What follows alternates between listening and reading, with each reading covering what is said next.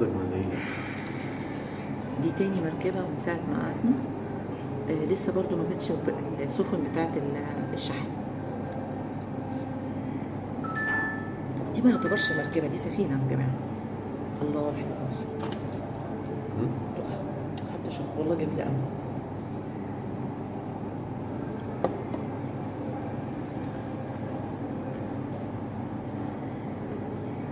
أنا كان نفسي أصور لكم سفن الشحن أو سفن البضائع، تبقى شكلها حلو قوي بقلب القناة كده. السويسة أكتر ناس هيعرفوا الموضوع ده.